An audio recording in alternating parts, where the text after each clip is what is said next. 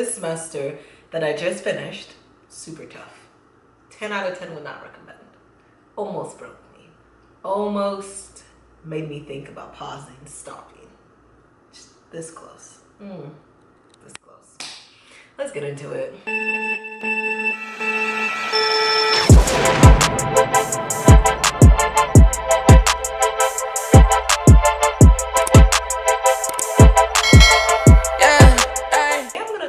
Semester 7 of my BSN-DNP program. If you just stumbled on my video, go watch the other 6 ones to get you prepared. If you happen to be in my program, go ahead and sit down, grab a drink or something. Let's talk about this. So in this semester, you're taking 3 courses, right? And you're thinking, oh my gosh, that's so great, it's so great.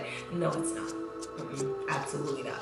The first course you're going to take is called Clinical Scholarship, and that's an easy peasy class. You're basically paying for your professor's time and access to your professor. Easy A. I think we only conference like twice, not even conference, email, and that was it. The other 2 classes are going to be FMP 1 and then FMP 1, the clinical, so didactic and clinical. Didactic is 5 exams. The 5th one is the comprehensive, and then you have quizzes, you have Kahoots, and Kahoots are meant to help you. They're a round of practice questions. But my thing about the Kahoots, I don't know if it's just like brain overload, but after you're done with the Kahoots, and mind you, the Kahoots are like 50, 60, 70 questions.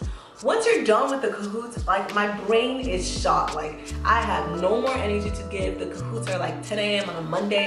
Like by 1, I'm ready to take a nap and call it a day. Like I need to recover from that, you know?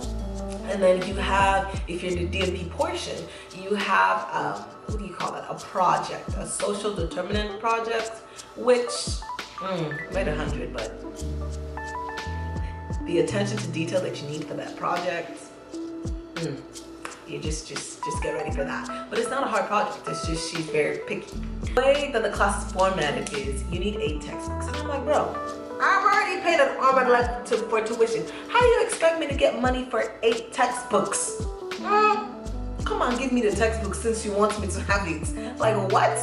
So I basically just stuck to the PowerPoints and the lectures and the videos. And the thing that made me so mad, half of the content was on osmosis. Osmosis taught me this semester. Let me pay my money to osmosis. I was like, what?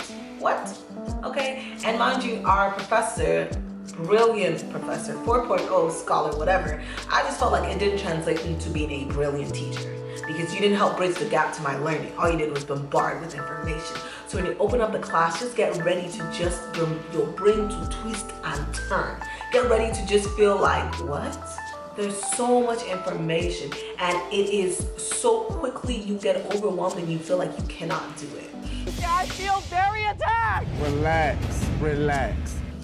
You have like 7 lectures, 7 PowerPoints to go, like videos, if not more videos, like 14, 15. Then you have another set of 6, 7, 8, scholarly papers to go with the videos. And I'm just like, okay, where do you want me to focus? And everything and anything that is put out there is free game for testing, and that's the structure of the class. And I just felt like it just wasn't for me. I felt like I'm used to professors going over the content and giving like little stories or something helpful, like not just reading the PowerPoint to me. Like I can read, bro.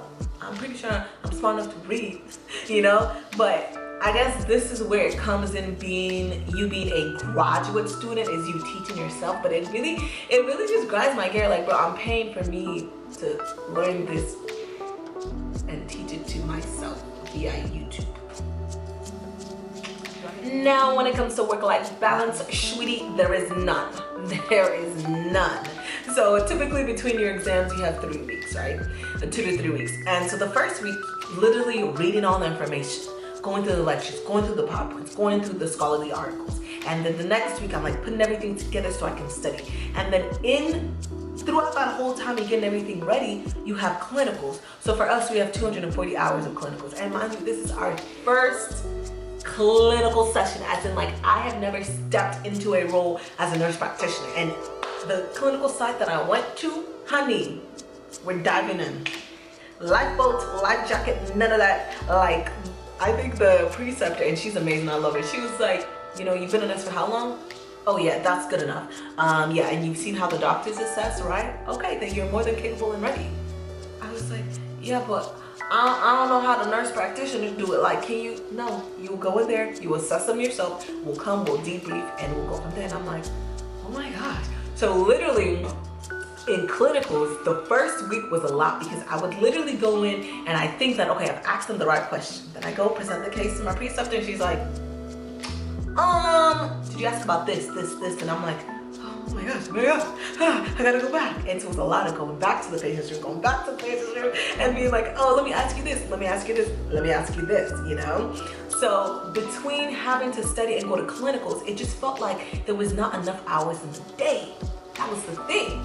And clinicals in itself, to get 240 hours, you need to be at the clinical site 2 to 3 days. 3 days to be blunt. You need 3 days a week, you know, going in there. And at my site, we use paper charting. So after paper charting, then I'm supposed to go and chart all these patients that I saw in our Typhoon chart. And then if you ever work with Typhoon, I promise you Typhoon is the meta tech. If you ever work with meta tech, just put them two together. That's what you... Woo. So after me going through all of that, I still have to chart it afterward. So literally for the first 3 weeks, I remember just feeling just like I'm not capable. Because after burning my ends at clinic, exhausting my brain, and the tiredness that you experience from clinical, it's just a mental fatigue because your brain is getting stretched in this way that you've never had to think. You're using mental muscles that you've never had to use before, and then, you know, you're tired. And my clinical site is far away from, you know, where I'm staying at. So it's just like, oh my gosh, I finished, I'm tired, and then I still have to study, I still have to input in their charts, and then I still have an exam. And the exam, gone are the days where you can just study for 3 days, you know, and be like, oh, I'm ready. No, you're studying weeks after weeks after weeks. And I'm just like, yo. So I remember driving back one day from clinicals and just bawling because I was just like, yo. And even if I felt like if you expressed what you're going through to your professors, they would just be like, okay, well, you signed up to be a graduate student. You signed up for this, you know. And every time like someone would express like this was too much, or like, you know, how do you get better? And they're like, oh, you gotta be more organized.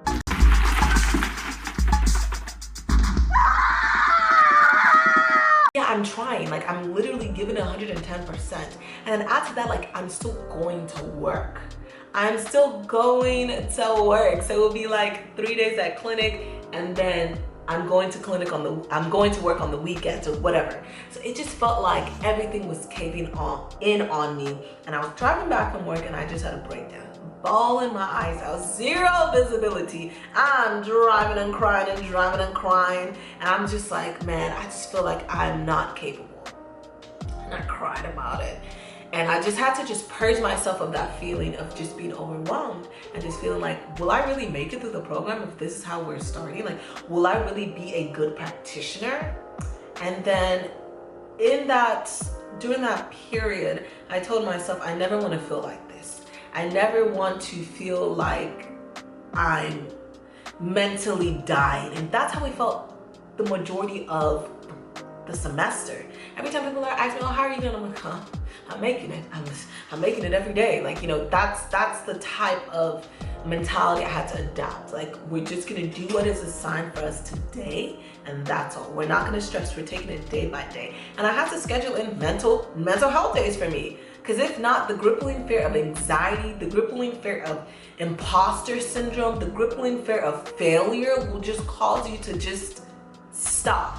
So I'm so grateful for a community around me. Like I said, I'm not home. I'm not by my parents. I'm not, you know, by my norm. But to have a community where I'm currently traveling at, to love on me, to encourage me all the time, you know, it was so needed and absolutely so helpful. So this semester that I'm going into, I'm telling myself, like, sis, you can't save the world, okay? We're gonna save this region, we're gonna save what's assigned to us, and we're gonna keep it pushing.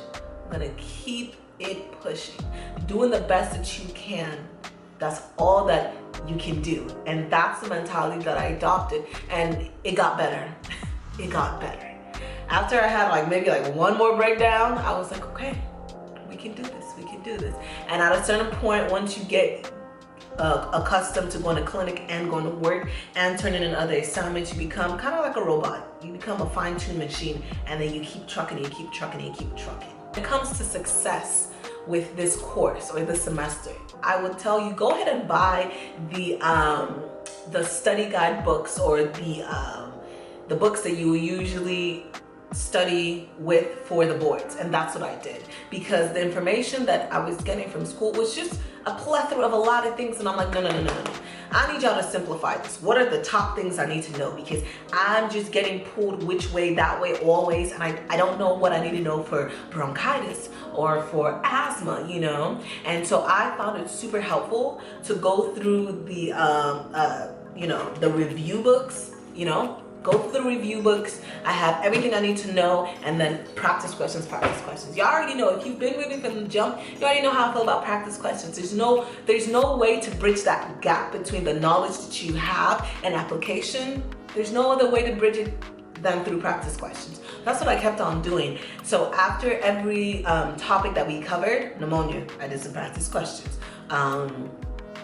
Let's see, what's another disease process? I don't know. After every disease process, I would do practice questions, and that will build my stamina, build my confidence, and even if I got the question wrong, it will encourage me to be curious. I go learn about it, and then come back and be stronger in that content. And another thing that helped me was when it came especially to derm, like, don't print clip arts of the disease. I know that it's cuter, it's better, but what I had to do was print real life. What does eczema look like? Real life, what does psoriasis look like? Because that's what you're gonna get in clinical setting, not clip arts, if that makes any sense. You have to schedule time to purge, okay? Like a mental health day for yourself.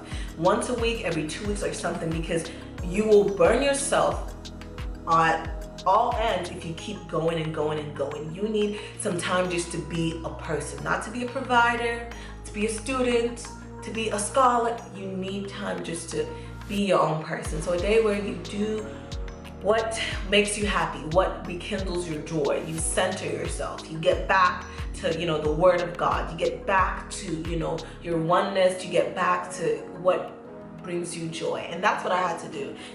Seek the Lord and cast my cares upon him, and know that he saw this moment before I was born. He saw that I was going to go through this, and he loves and he prepares me for what I'm about to encounter. So that's a big, major thing that I had to do, and just having to realize that I can't do it all. I can't.